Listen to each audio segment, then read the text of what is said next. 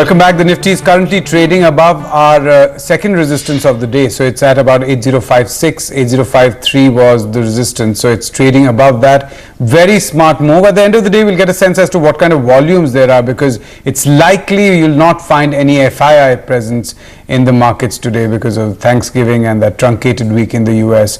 And things would look a little quiet. The Sensex is also up almost 1%, and broader market picture is been very strong since the morning. We've had we were up almost 1% on the next 50 and the mid cap index. Samit Ghosh, he's MD and CEO at Ujjivan Financial Services, joins us right now. Thank you so much for taking out time for us, sir. You know, we had the management of Bharat Financial Inclusion earlier today, and before that, yesterday we spoke to the CEO of MFIN, and we got two different pictures. The CEO of MFIN suggested that disbursals have gone down by 70%, collections have gone down by 50%, but the management of Bharat Financial Inclusion said that for them the situation is not as bad. Disbursal might be as bad, but definitely the collections are not as bad, and it is recovering. What are you seeing on the ground, sir? Well, you know, I think when Ratna from MFIN spoke to you, she's talked about the data which was about over a week old, and at that time I think the industry itself, you know, the collections for the industry was about the number she talked about, you know. You know, this announcement came on the 8th, and from 9th to 13th we actually deferred our repayments, because most of our repayments come in from the second week onwards, but our customers obviously did not have the legal tender at that time. So we started our collections actually from the 14th. And that weekend, by that weekend, we had reached about 60% of the collection which we required. Okay. Now, I mean, till yesterday, you know, the momentum has picked up. I think currency is available to people, and it has reached over 75%. So we are quite hopeful that by end of the month we should do better. But still there are a lot of issues, and the problem is, you know, the customers of banks are being allowed to repay in the old notes. In fact, banks are tweeting customers to repay their overdues with old notes. Right. Yet 35 million of our poor customers are forced to exchange their notes at great, you know, I mean, discomfort, queuing up for 12 hours, 13 hours at banks, you know, to convert their currency notes and repaying us. So I think this is something we need to address, because we are talking about a very large number of people who are economically disadvantaged, and to make this kind of a discrimination against them doesn't make sense, you know. So and this is what we've been actually requesting the Reserve Bank and the Ministry, that we be allowed to take the repayments which are in very small amounts, you know. It ranges between 800 to 2,500 rupees in the old denomination. If we are allowed to do that, you know, whatever overdues are there at present will at least drop by 50%, you know. And we have seen that microfinance institutions which have converted to banks have no, because they are being banks, they are permitted to accept the old notes. They don't have a delinquency problem at all. Right. Whereas microfinance institutions have this temporary problem, you know. But things are improving. As I said, for us, last weekend it was 60%, and it's caught up, and it's over 75, and we should end the month in a much better note. In terms of disbursements, how is that right now? Yeah, what we did was actually, you know, whatever we are collecting, we are also recycling and disbursing it back to the customer, because this is very important for this segment of the economy, you know. And this month we have disbursed over 480 crores of loans, of which about 60% has been in cash and 40% cashless. And how much of that would have come after the 9th?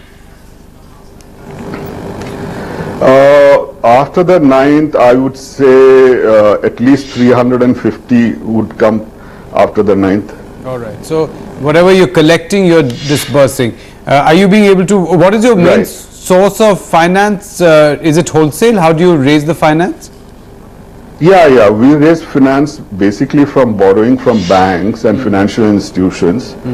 So there is no problem from that perspective. The real problem is there is a restriction in terms of how much we can withdraw in cash from banks. Per account, there's a limitation of 50,000 per day, which is a ridiculous amount for an Right. institution, 50,000 would probably be just 2 or 3 of our loans. But the factor which is helping us is we are able to collect from our customers in legal tender, and we are able to recycle and give the loans back. And this is very important for this segment of the economy, which is very cash, it's cash intensive. Right. So, And at the time they one buy of the seeds, requests we would fertilizers. So this is Right. And they're into small trade and all that kind of stuff, Right. which is purely cash. And without cash, the business comes to a grinding halt. Of course, the microfinance customers have a lot of resilience, If you go to the villages, etc., people are selling in credit, this, that, knowing that in a few days or a week, the people will be able to repay, etc. But, if we are allowed to take, say, cash from our own loans, disburse, say, 5 lakhs per account, then we can disburse these loans back to the segment, and then the economic impact will be much more muted, in this segment of the society, which is so important and so vulnerable. But so far, a number of MFIs, including us, have been recycling whatever we are collecting and disbursing it. And our disbursement in sheer amount is much larger than what we have collected this month. What is have costs gone up? Costs in what sense? In the sense that do you have to Interest provide rate more guidance at the ground level? Are you sending out more people? Yeah, obviously. Yeah. I mean, costs in the sense our people are working almost day and night. It's amazing. They are working. Our field staff, especially at the branches, etc., are working. Really from day to night, because we collect normally in the center meetings, but people don't have the money or don't have the legal tender. So we give them 7 days. Then they keep coming back. So you have to meet them multiple number of times. So this requires actually to, for them to work longer hours. So that definitely that's the case, but they're doing it, remarkably, and this is something to be congratulated for all the microfinance institution, the staff. Are your employees as unlucky as we journalists, that when we do overtime or work extra, we don't get paid for that? Or do they have to be paid overtime? Normally, they don't have overtime in microfinance, but we try to compensate in some other way possible, For instance, most of the MFIs have ESOPs. So, and there are different ways to compensate them. Okay, so what is the pain point? Because I was watching an interview that you did, I think, within 2-3 days of this thing happening. Sometime, I think on the 12th, you did an interview with one of our competitor channels, and there you were saying that if things don't improve, then you expect there to be a huge default risk. I think you spoke to CNBC TV 18 on the 12th. Is that fear gone, or? See, I think I think 3 pain points for us. One, as I mentioned to you, that if we are allowed to accept the old notes, for the repayments till December 31st, let's say, that will enormously reduce the pressure on the customers, and our default, whatever our MFIs have, come down significantly.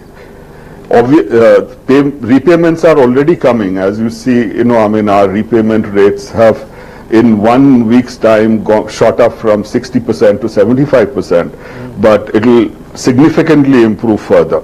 Second thing, as I mentioned, is it is very important in this segment of the economy that we are able to disburse loans back to these customers, whether they are farmers, whether they are traders or whatever, small business. And for that limit which is set, 50,000 per day per our accounts, has to be removed, and maybe about a 5 lakh limit has to, can be put in for the temporary. Are these disbursements usually cash, sir? Are the disbursements in cash? See, as far as, it depends from microfinance institutions to microfinance, this thing. Normally, our disbursements have been actually somewhere between 60 to 70% cashless and about 30 to 40% in cash. But in the current situation, customers are actually demanding more cash because, even if they have that, if we credit the loan into that bank account, then, they will not be able to withdraw the cash because their, transactions are largely in cash.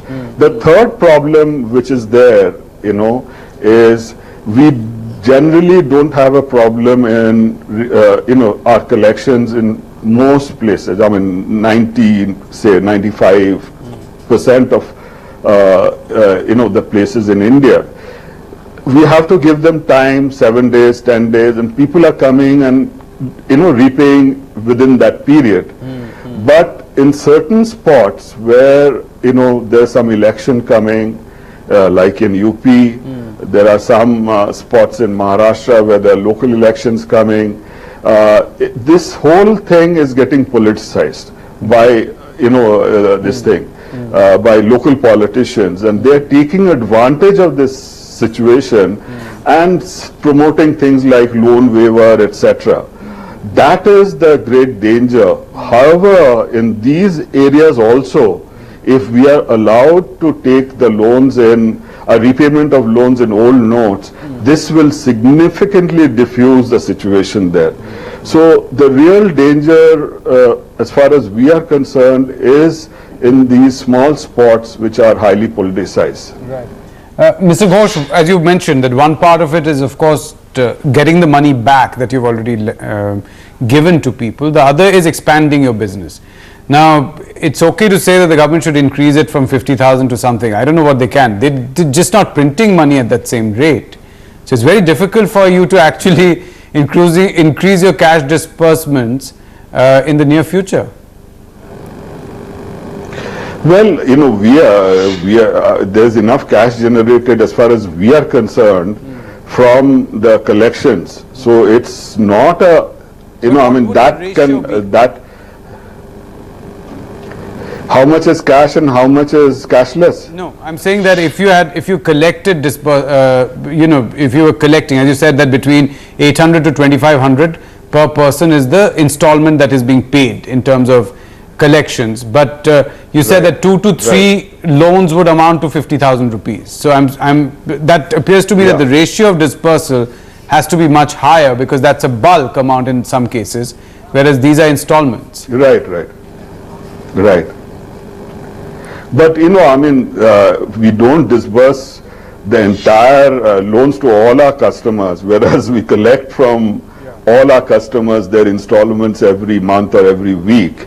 So, anywhere between 2 to 5 lakhs would be good, but I think, and we realize that this is, given the currency supply situation, this is, an ask, but I think slowly the government has to allow us to take that kind of money so that we can push it back into that economy, because if this economy is in a standstill for a long time, this can have a long-term impact, you know, in terms of whatever, you know, not just repayment, in terms of the well-being of that community there. Mr. Ghosh, thank you so much for taking us time for us. I understand it's a very busy moment for you. Thank you for speaking to us. Thank you very much, Anindam. Bye-bye. Bye. All right. There is a new report out from the perhaps India's most respected monitoring agency, that's CMI,